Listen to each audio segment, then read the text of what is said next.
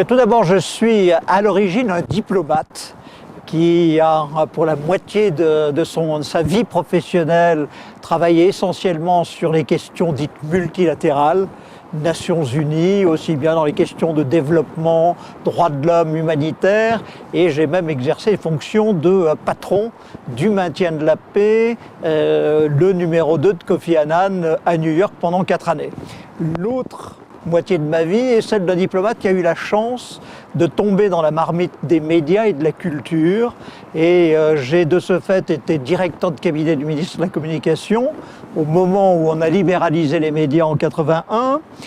J'ai ensuite été président d'une société qui contrôlait un certain nombre de grandes stations de radio et de télévision, Radio Monte Carlo, Télé Monte Carlo, Europe numéro 1, Radio Caraïbes International. J'ai créé en France la 5, la première chaîne de télévision commerciale, et j'ai été également le négociateur de l'exception culturelle en France. J'ai organisé les assises européennes de l'audiovisuel avec la Commission européenne et j'ai terminé ma carrière avec une certaine joie dans les milieux de créateurs comme président du directoire de la SACEM. Donc une vie bien remplie, faite de culture et faite de diplomatie. Voilà, les deux se conjuguent bien. Ce soir, donc, je vais à la fois retrouver ces deux éléments, puisque on va parler de l'avenir des sociétés de gestion collective en Europe, en tenant compte d'abord de tout ce qui s'est passé depuis plus de 10 ans. Je veux dire que la révolution Internet qui a bouleversé la manière dont l'économie de la musique s'est développée pendant cette période, mais également qui a modifié les comportements, les attentes du public vis-à-vis des créateurs, et enfin les sociétés de gestion collective qui ont évolué d'une manière tout à fait radicale. Deuxième partie sera consacrée, c'est dans le prolongement, aux perspectives d'avenir, notamment liées à la discussion qui est en cours et qui devrait se finaliser cette année du projet de directive sur la gestion collective et les licences pour les services de musique en ligne.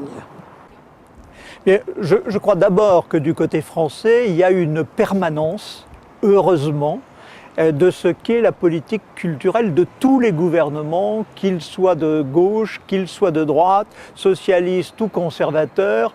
L'idée que la culture est un élément essentiel d'un pays, que la protection de la création doit être protégée à tous les niveaux et que la place du créateur dans la société est essentielle, font que nous n'avons pas bougé. Alors, l'exception culturelle, en un mot, c'est simple.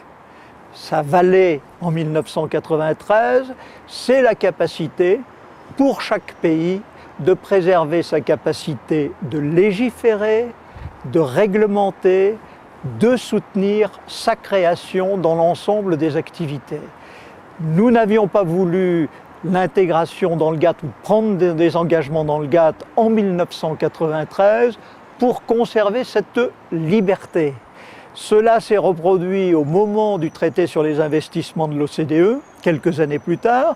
Cela s'est en partie passé il y a encore quelques années dans des discussions bilatérales. Cela revient aujourd'hui avec le projet de traité bilatéral sur le commerce entre l'Europe et les États-Unis, et c'est toujours la même question. L'exclusion de ce secteur des engagements qu'on prend est la seule possibilité de préserver cette liberté de continuer à légiférer.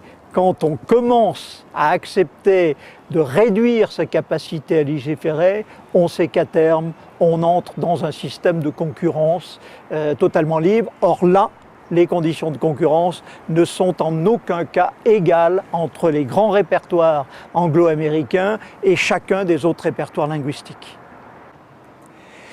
Le rapport Lescure, qui s'appelle d'ailleurs Culture Acte 2, c'est-à-dire comment on pouvait préserver ce qu'est cette constante de la politique française qui est elle de son soutien à l'ensemble du monde de la création et à la vie culturelle. Donc le rapport Lescure est dans cet esprit et il tente de conjuguer ça avec l'irruption dans notre vie de la société numérique. Et naturellement, dans la société numérique, toutes les difficultés ou les promesses ou les attentes qu'on a pu percevoir au cours de la décennie passée.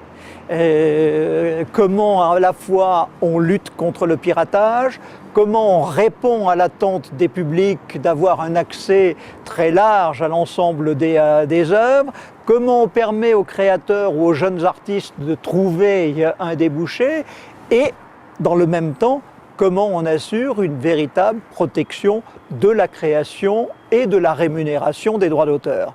Donc le rapport Lescure s'inscrit dans cette logique, avec un accent sur tous les secteurs, mais principalement sur le secteur du cinéma, puisque c'est chez nous un élément important de notre patrimoine.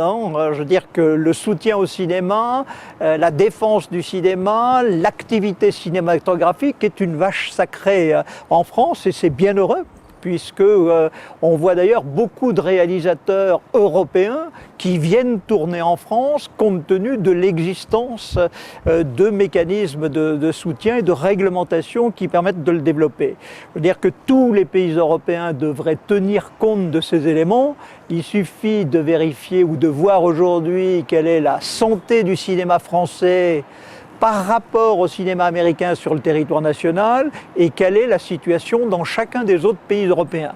Je crois qu'il y a une capacité à être fier de ce qui s'est fait en France et le rapport Lescure se dit nous devons perpétuer ce mouvement et nous devons trouver des moyens différents de faire en sorte que la société numérique à la fois soit libre mais contribue à la rémunération de la création et au financement de la création.